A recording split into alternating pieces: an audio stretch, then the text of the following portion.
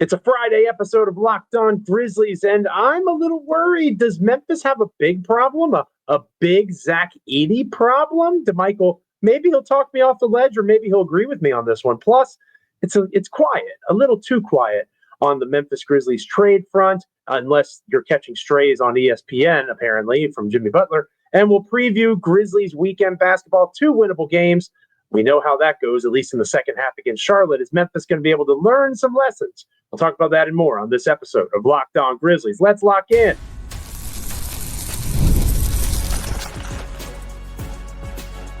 You are Locked On Grizzlies, your daily Memphis Grizzlies podcast, part of the Locked On Podcast Network, your team every day. It is Friday. You've got to get down on Friday, as a wise philosopher once said. Fun. Looking forward to the weekend. It is I, Joe Mullinax, partying with you, Rebecca Black, and my co-host, Damichael Cole of the Commercial Appeal there in Memphis, Tennessee, Memphis Grizzlies beat writer, award-winning Memphis Grizzlies beat writer. That is Damichael Cole. I am Joe Mullinax, and this is Locked On Grizzlies.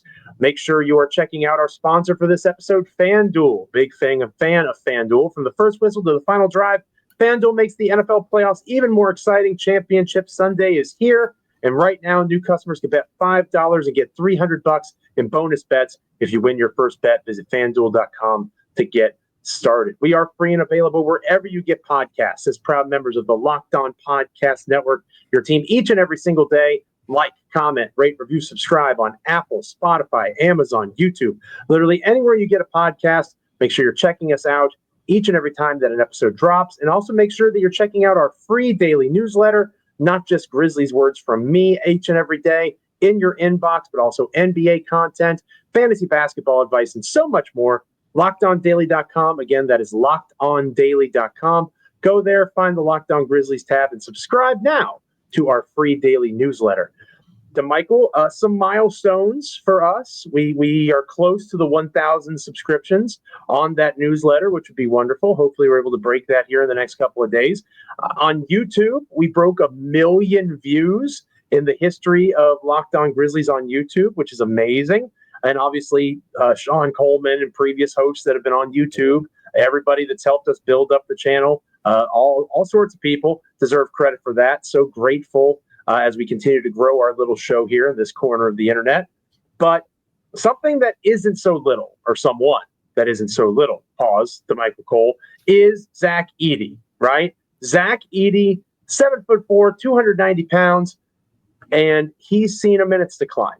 And you and I, we text during games. You're very busy during games. I'm just making people mad on social media. You're actually working. But we'll text a little bit during games.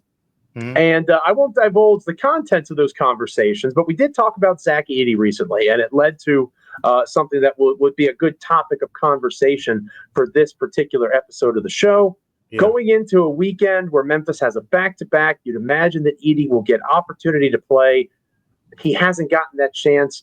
I wrote for Grizzlied about Jalen Wells being the NBA's Rookie of the Year so far. The award is locked up if things continue on, in my opinion. Jalen Wells and Zach Edey used to be 1A and 1B. And it feels like over the last couple of weeks, Wells has left Edey in the dust when it comes to rookie competition, to the point that we'll talk more about trades here later on in the show. People are saying Memphis needs a big.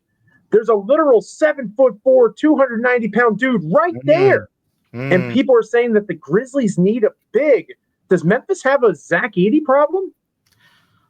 I wouldn't classify it as a problem right now, but it potentially could be one. And here's how I look at it. Joe, you saw I wrote about this recently, just kind of detailing this entire situation with Zach Edey. This is something I've been talking to people about for a while and just looking at it with my own eyes. And many of you have as well. We see people constantly talk about the Grizzlies, for lack of a better word, reluctantness to get Zach Edey the basketball and the post and things like that. Look, there's a lot of things at play there. Talking to Taylor Jenkins, he talked about the idea of wanting Zach Edey to expand his game beyond just being, like he said, I don't want him to focus on just post up, post up, post up. That's where the Grizzlies are with this. They want him to work on expanding his game, the spacing element, being a little bit more comfortable playing on the perimeter, cutting, duck ins, where you can create easy scoring opportunities, putbacks, and things like that. Make yourself available for the guards so you can be an outlet when you have advantages or whatever the case may be. I think some people want to see the Grizzlies, dump the ball down to Zach Edey like Purdue did for so many times over the last 3 years that he was there, pretty much. And anytime they did it, it just felt like it was a bucket. It's not the case in the NBA so far. And this is the cold hard truth that some people, may not be willing to accept at this point, but it's reality. And quite frankly, this is what I know the Grizzlies have noticed as well. Zach Edey's post-ups are not exactly efficient offense for the Grizzlies right now. They're averaging under 1 point per possession on those Zach Edey post-ups. So with all that being said, they have other options.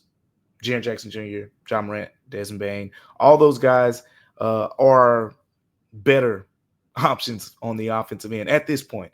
In the words of Taylor Jenkins, he said that, the physicality and the defensive speed of the game right now are adjustments that you need to see Zach Edey make. And if you've been watching, that's fair.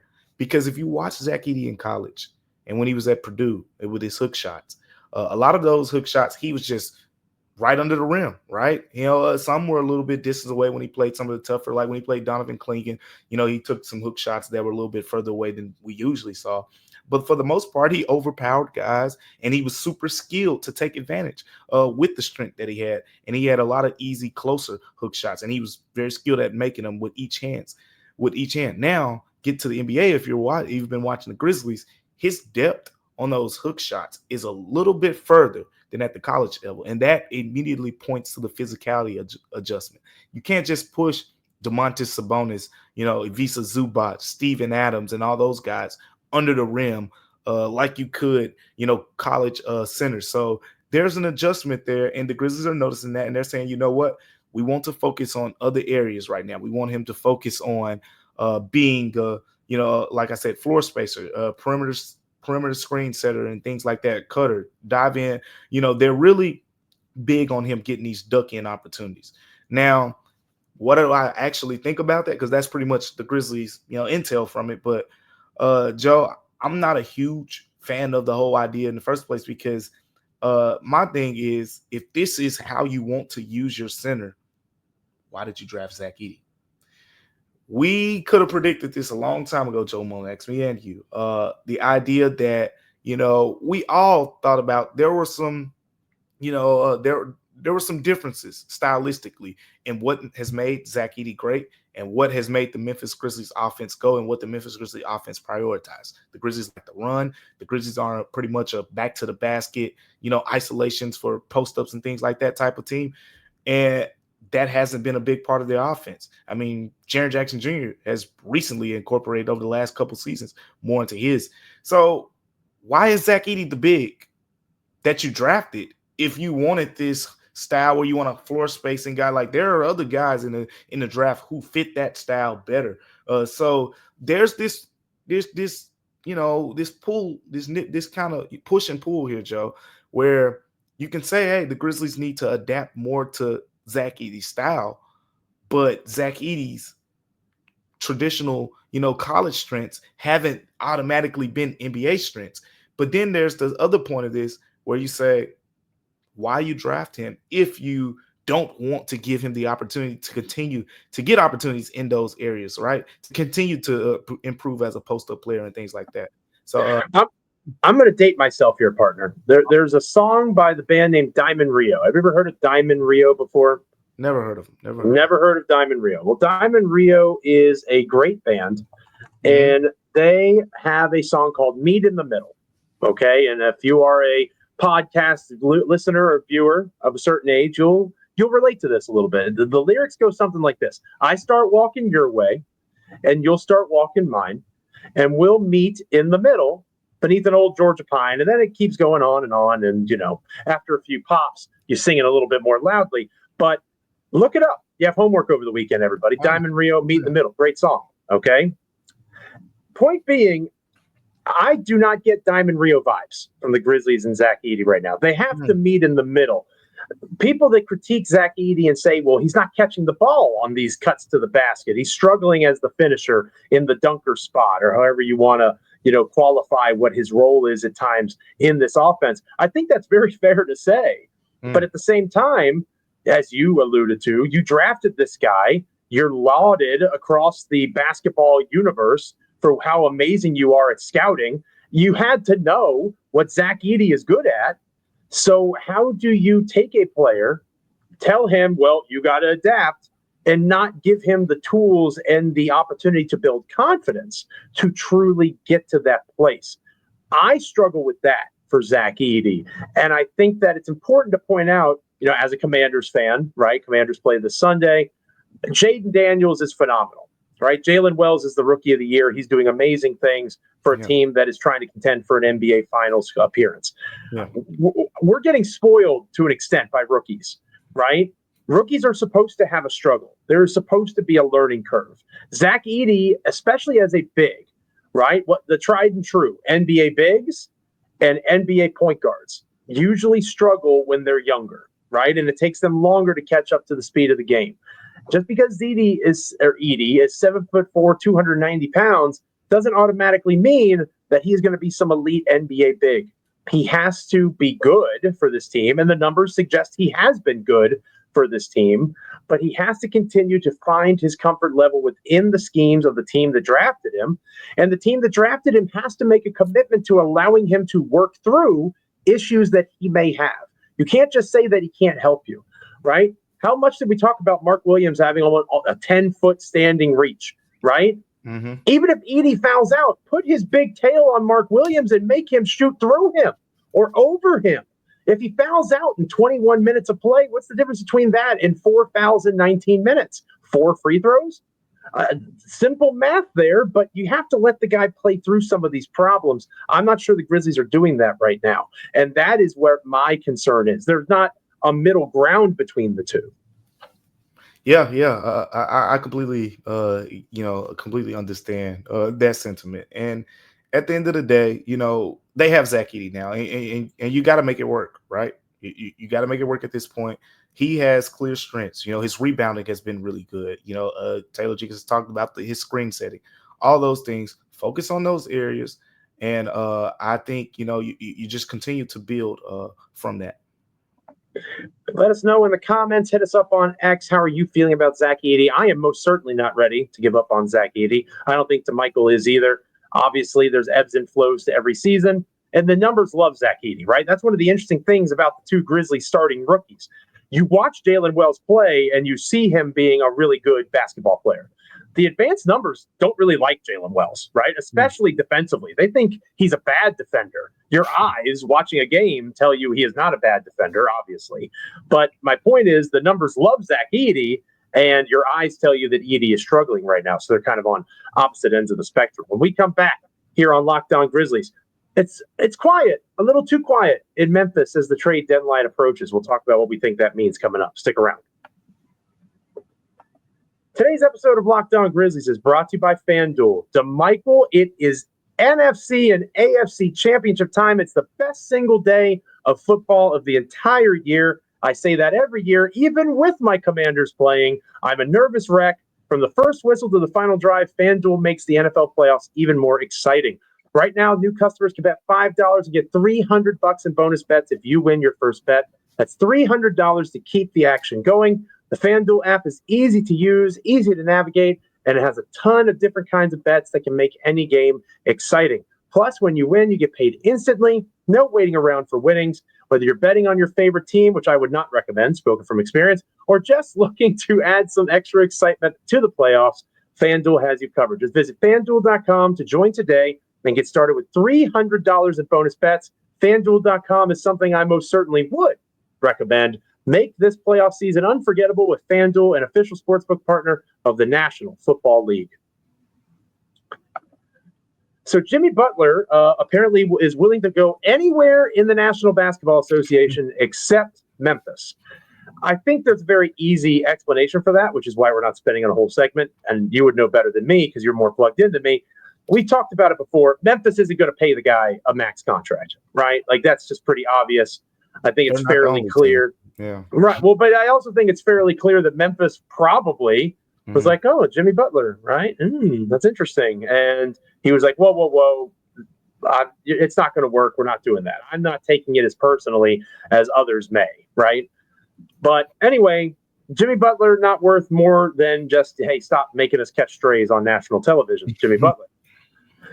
Other than that, we're 13 days from the trade deadline and not a ton of rumors connected to the Memphis Grizzlies. You know, Cam Johnson's out with injury and, you know, Kobe White of the Chicago Bulls has popped up in some rumors. He would be really interesting. And Beale Street Blue, conveniently out due to injury for the next week or so as well, apparently, as the trade deadline approaches.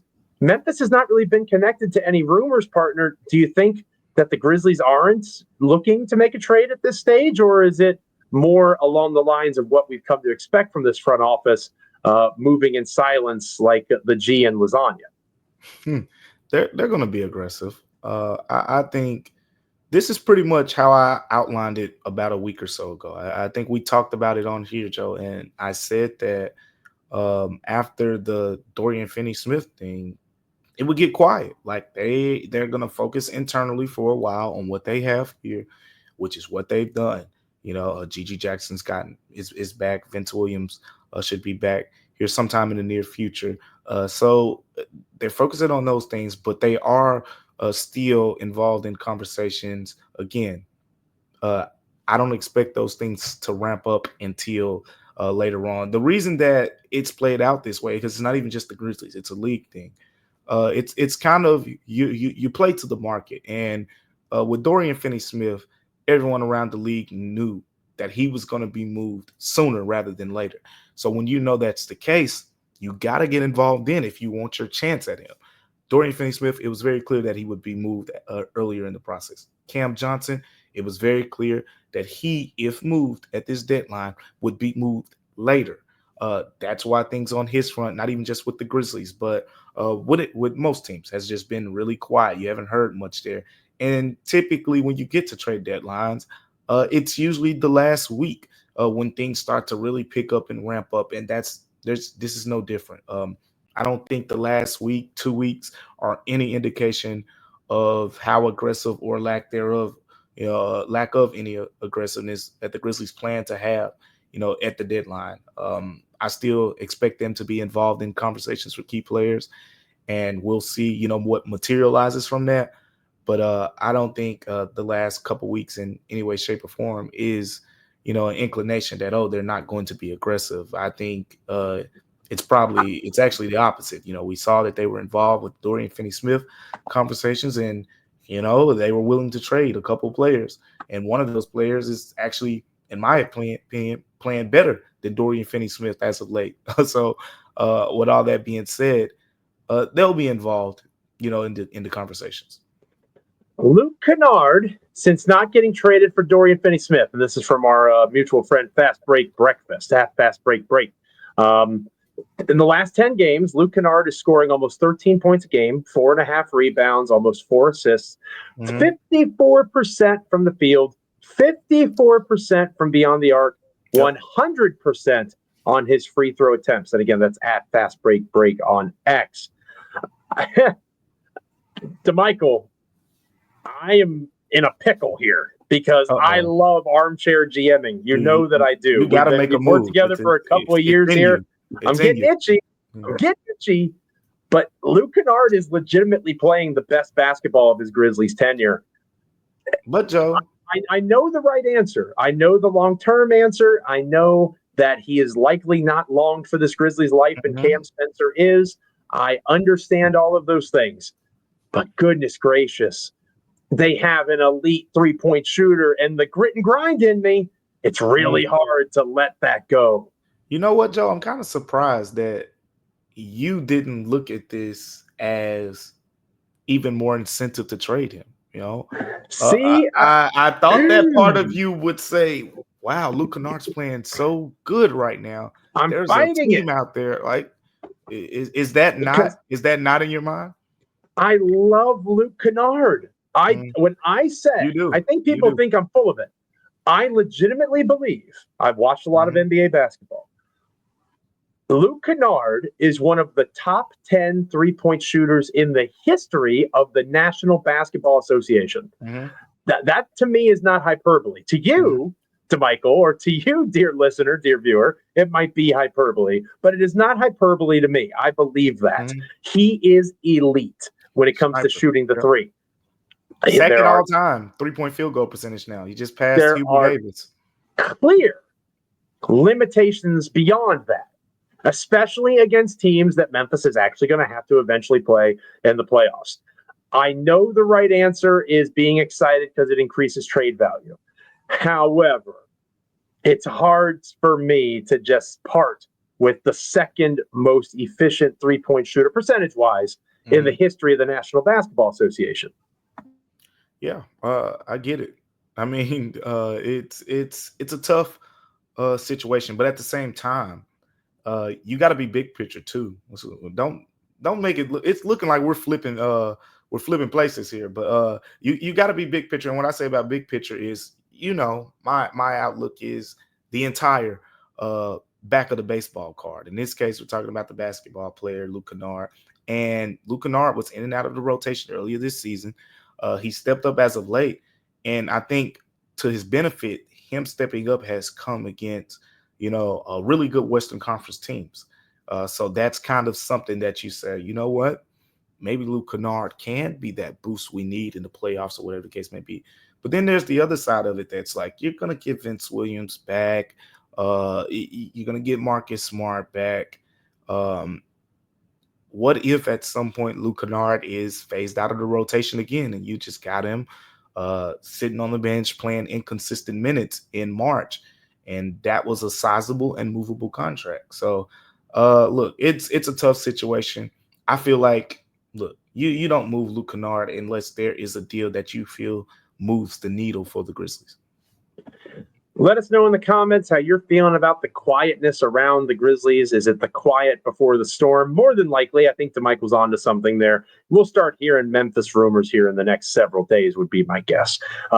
When we come back here on Locked On Grizzlies, we'll close up this episode talking about the weekend ahead, a back-to-back at home, right? Damichael's spending a couple nights in a row at FedEx Forum. We'll talk about the next two games for Memphis coming up over this weekend. Stick around with more Locked On Grizzlies. Today's episode of Locked On Grizzlies is brought to you by Talkspace. Therapy is a game changer. It can help manage stress, improve sleep, communicate more effectively. But finding the right therapist and fitting sessions in to a really busy schedule can be a challenge. That's where Talkspace comes in. Talkspace, the leading virtual therapy provider, makes getting the help you need easy, accessible, and affordable. With Talkspace, you can sign up simply. You can match with a licensed therapist who fits your needs, usually within 48 hours. And it's convenient, too. Sessions from the comfort of your home. You can even mention your therapist between appointments. Plus, Talkspace is covered by many insurance plans. And for most insured members, there's a $0 copay. It has never been easier to prioritize your mental health. As a listener of this podcast, you'll get $80 off your first month with Talkspace when you go to Talkspace.com/LockedOnNBA and enter the promo code SPACE80. To match with a licensed therapist today, go to Talkspace.com/LockedOnNBA and enter the promo code SPACE80 to get $80 off your first month and show your support for the show. That's Talkspace.com/LockedOnNBA, promo code SPACE80. Go check out Talkspace today. A back-to-back for the Memphis Grizzlies at home, Damichael, two winnable games. I believe it's the Pelicans tonight, if I'm not mistaken, and then the Jazz after that. Yep. Varying levels of competitiveness, right? Yep. The Jazz, there's articles coming out about them just openly not wanting to win, so it's hard to take Utah too seriously right now. The Pelicans at one point wanted to win, and then the injury bug bit them so badly. It's going to be hard for them to bounce back, but New Orleans has been more competitive of late. That's important to point out. Yeah. How are we feeling about this weekend set of games? On yesterday's show, I talked about the tale of two halves, right? Yep. The Memphis Grizzlies that played in the first half against the Charlotte Hornets, beat the Pelicans and the Jazz in a similar fashion. Maybe not by 30 points, but it's double-digit victories. If the second half Grizzlies show up, they're losing one of these two games at home, looking at one another ahead of games against the Houston Rockets and the New York Knicks and saying, what in the world are we going to do? We got to get this ship back righted. Yeah, you go one at a time, and obviously the first one is going to be the game where you're going to be matched up against more talent, and that's against New Orleans Pelicans. Throw the record out of the window. Don't let it fool you, because we all know how a bunch of injuries can affect records around here. We saw it last year with the Grizzlies, and the Pelicans have kind of had a similar scenario play out this season. And Brandon Ingram, isn't back right now, but they got a lot of other guys. Trey Murphy, Joe, he was your guy, right? He is having a career. Another University of Virginia player. Yeah. They're going to build around. He's one of the guys that's not going anywhere.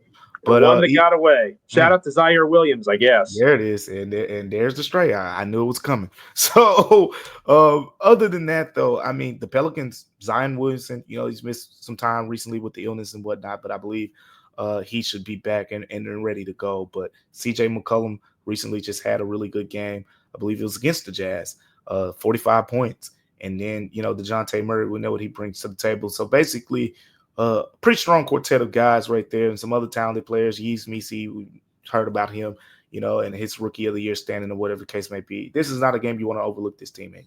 And they've won 4 in a row.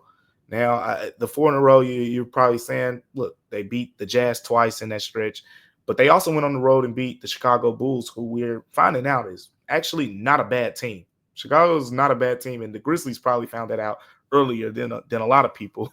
But they went on the road, they beat the Chicago Bulls, and then they beat the Dallas Mavericks, who are, without Luka right now, but they beat them. So they've won 4 games in a row. No Derek Lively, too. No Derek Lively. Yep. 4 games in a row for the Pelicans. I'm not overlooking them. Zion Williamson's, been looking real nimble lately, Joe. I know you probably saw that transition dunk he threw back first game after the hamstring injury just to miss the game the next day for hamstring soreness. But the Pelicans are not the team to overlook. Look, the Jazz are what they are, man. They're trying to get Cooper Flag. Like, it is what it is over there. So we don't even know who's going to be available for them, on that night, let alone, who's going to be available for the Grizzlies' second leg of the back-to-back, whatever the case may be. But the Grizzlies should win that second game handily, no matter what. The first game is going to be much more competitive. I'm looking forward to this one. I think the Grizzlies, after that Hornets win, they weren't that happy, Joe. They just weren't. They were saying, we got to play 4 quarters of basketball. Desmond Bain even said that in the past, last couple years, maybe, years past, we would have been high-fiving, laughing. They weren't doing that after that Hornets win. It was, we got to play 4 quarters. They gave up 72 points in the second half against the Hornets. They want to play 4 quarters of basketball, and the Pelicans, with the talent that they have, is a team. If you don't play 4 quarters of basketball, they can make it come back to bite you. I agree that the Pelicans game is the one that you treat like a full-blown game, almost like a playoff game. It's Friday night. The form should be hopping. A rivalry game, right? At least a divisional rival. Yep. I think that's the one. Much healthier team, both in terms of on-court product. I know the Pelicans have been dealing with a lot of issues throughout the year, but they've gotten some guys back. The Utah Jazz aren't actively trying to win, right? And maybe the Pelicans eventually embrace the tank, but they're competing, right? The Pelicans think kind of like what Memphis thought earlier or this time last year. If we could just keep Ja healthy, if we can just stay on the floor, maybe we can make a run at the play-in. The Hornets are having similar conversations right now because of the talent that they have on that roster. So they're going to come in ready to play. I think that that's the game that you go all in. If that's the game where Edey doesn't play as much because you think he's struggling, or Gigi Jackson, the general easing of him back into the swing of things, play it like a playoff game on Friday night. Saturday night, Gigi Jackson should get 30 minutes at least, right? Zach Edey should get 30 minutes of play. Like these guys, Jay Huff, your end of bench, the return of John Conchar. Like that should be how this is treated if Memphis handles their business the way that they're supposed to. To your point, they did not do that against the Hornets, and if that occurs, all HE double hockey sticks can break loose here. If Memphis handles their business on Friday night and they're competitive, you can still play Ja and Dez and Jaren. They can play that second leg of the back-to-back, but they're playing 20 to 25 minutes, and you're getting the guys at the end of the rotation right now more opportunity. That's my hope. Yeah, I think there will be some opportunity there, and we'll see, who's going to be available for the second leg of that back-to-back. It's not been on the injury report, and we saw Taylor Jenkins talk about it, last week when John missed that game with right foot soreness. They said he's been dealing with it, for a while, and to my understanding, just seeing him in the locker room, he's not walking like he typically walks.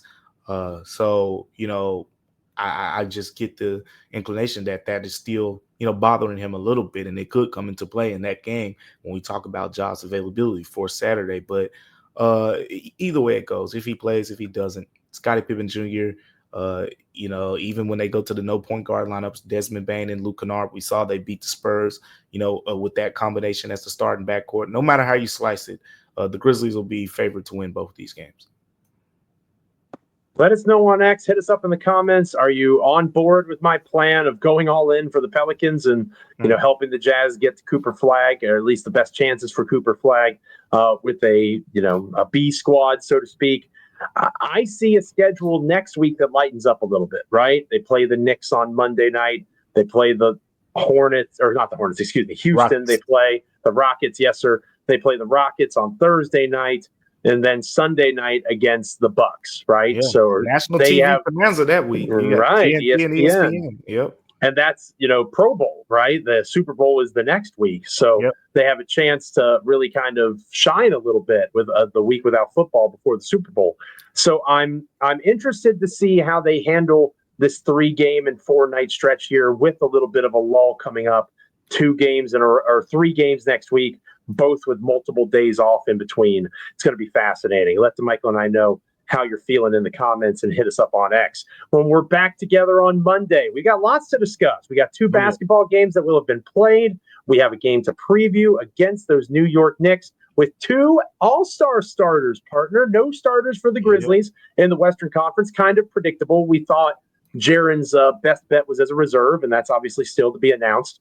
But you're looking at a Knicks team that has 2 starters in Karl Anthony Towns and Jalen Brunson. No LaMelo Ball, thank goodness. But a very good New York Knicks team coming to Memphis on Monday in another opportunity for the Grizzlies to measure themselves against a potential NBA Finals opponent. Yeah, as we just said, next week is going to be a little bit tougher than this week. After you get through these 2 games against teams, if you just look at their records, they're at the bottom of the Western Conference. Knicks and Bucks are both top 4 in the East, and then same thing, for the Rockets, who the Grizzlies are right behind right now, but upcoming schedules kind of suggest they have a chance to flip it. The Rockets got some games against the Celtics and the Cavs coming up here, so a chance for the Grizzlies to kind of get themselves back in the 2 seed before that game on Thursday. It's a marathon, not a sprint, safe to say. Damichael and I will have all of that for you and much more on our Monday edition of Locked On Grizzlies. Make sure you're liking, commenting, rating, reviewing, subscribing, wherever you get podcasts, Apple, Spotify, Amazon, YouTube. We are proud members of the Locked On Podcast Network, your team each and every single day. Thank you so much for making us a part of your NBA and Memphis Grizzlies content consumption each and every time that an episode drops. I mentioned earlier in the show, getting over 1 million views on our YouTube page total over the life of our show on YouTube. Thank you guys so much for helping us achieve that milestone. Thank you for all the great stuff that you guys have been saying in the comments, the interactions you've had. It's made a nice little environment. Be nice to each other. I will leave you with that, per se. Not always yelling at each other. If you're going to yell at somebody, yell at me. I can take it. But each other in the comments, we're a family down there. Make sure that you are subscribing to our newsletter, the free daily newsletter, lockedondaily.com. Click on the Locked On Grizzlies tab and subscribe to our free daily newsletter. Free words on the Memphis Grizzlies from me each and every day. Again, lockedondaily.com. Check out that free daily newsletter. For Damichael Cole, I am Joe Mullinax. Have a wonderful weekend. Enjoy the basketball. Enjoy the championship football. Cheer for the Washington Commanders. I will either be ecstatic on Monday or I'll be sad. Either way, we're going to be together. See you soon.